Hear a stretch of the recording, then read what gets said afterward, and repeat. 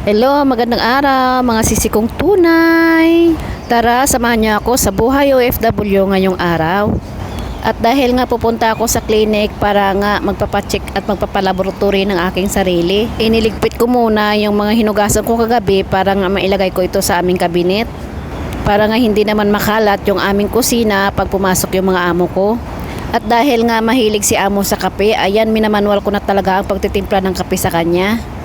Binamadali ko na yan pala mga kasisi ko ang pagtimpla ng kape sa amo ko dahil nga nandyan na sa salamisa niya. Kahit weekend nga po pala mga kasisi ko ay nagtatrabaho pa rin yung amo ko. At nung una nga pala nahihirapan talaga ako nito sa machine ng amo ko, pero sa katagalan syempre nasanayan na natin mga kapwa nating OFW. At nilagyan ko nga pala ng mainit na tubig yung machine ng kape ng amo ko para nga ito ay mainit at syempre mas masarap ang kape pag mainit pa, o diba? At dahil nga sa magmamadali, ayan, napaso tuloy ako. At habang nga nagtitimpla ko ng kape ng amo ko, syempre dala ko yung monitor para nga matingnan ko yung alaga sa wireless na CCTV namin sa bahay. At ayan, tinimpla ko na at na-press ko na yung kape ng amo ko para nga ma-serve ko na ito sa kanya. Ganito kahirap talaga pag manual ang ginagamit ng machine ng mga amo natin. Ayaw naman kasi ni amo gumamit ng electric na machine para sa kanyang coffee. Kasi daw sabi niya mas masarap pag manual. O, diba? At nag-init nga pala ako dyan ng gatas para nga may imimix ako sa kape ng amo ko. At dahil nga gusto ko maging Starbucks yung kape ng amo ko, kaya import na import talaga ako. At dahil wala namang pakialam yung amo ko kung anong isi-serve ko sa kanya, ayan, tinapay at saka peanut butter, okay na yan sa amo kong lalaki. Napakasarap talaga serbisyuhan yung amo pag ganito. O ayan, isi-serve ko na sa kanya. At nung naserve ko na sa kanyang almusal, ayan, naghanda na ako ng aking tote bag. Nilagyan ko na yan ng tubig at saka folder ko. Dahil nga nandyan yung appointment slip ko para sa aking pagpapalaboratory. Naghilamos nga lang pala ako dahil nga kahapon ay nakapaligo naman ako ng gabi. At dahil nga ay YouGlow Babe sabon tayo, ayan, ginagamit ko na yan talaga araw-araw sa aking mukha. At dahil nga sealer na tayo ng YouGlow Babe, hindi rin mawawala yung YouGlow Babe Sunblock. At dahil nga sachet ito ay nilipat ko na sa recycle bote. Pagkatapos nagbihis na ako, nagsuklay ng aking buhok. Syempre wala namang ibang susuklayin.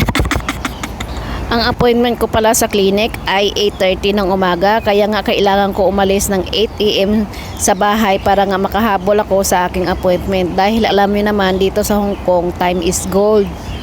At pagkatapos bababa na ako ng bahay namin. Nagmamadali nga pala ako dyan mga kasisi ko dahil nga hinahabol ko yung oras ng bus. Dito kasi sa Hong Kong, pag nahuli ka sa oras ng bus, maghihintay ka ulit ng 20 minutes at matatagalan ka sa iyong appointment o sa iyong pupuntahan. Ganito talaga ang sitwasyon ng isang OFW pag may sakit. At ito na, naghihintay na ako ng bus na aking sasakyan. At ito na, nakasakay na ako sisi sa bus. Habang sumasakay nga pala ako sa bus, sumasakit yung aking tiyan dahil nga hindi ako pwedeng kumain dahil nga fasting ako ngayong araw.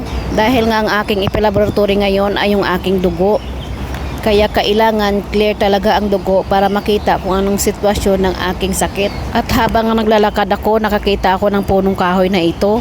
Kung doon sa Pilipinas ay kinakatakutan ang kahoy na ito, dito naman sa Hong Kong ay ginagawa talagang landscape at inaalagaan pa. At dumaan nga pala ako dito sa park. Ang park nga pala dito mga kasisi ko ay punong-puno ng punong kahoy at nililinis talaga dito ng mga matatanda dito sa Hong Kong. Kasi nga bawal dito ang magtapon ng basura na hindi talaga sa basurahan dahil nga magmumulta ka. At sa wakas nakaabot na ako dito sa clinic na kung saan ako ay magpapalaboratory. At kahit na hindi pandemic, kailangan nating sumuot ng mask dahil nga nasa clinic tayo ay maraming sakit dyan o kailangang safe talaga. Pagdating ko, nagpahinga ako at nag-check ng aking blood pressure kung mataas ba o hindi. Ang ganda talaga ng pagkuha ng blood pressure dito dahil nga high-tech na, o diba?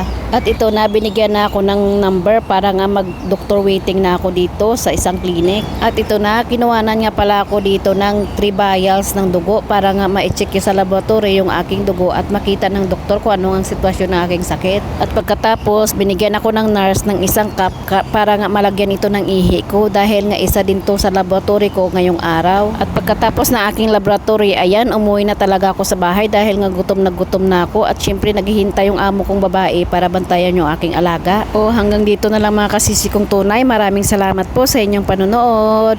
Ingat po tayo and God bless you all. Bye bye!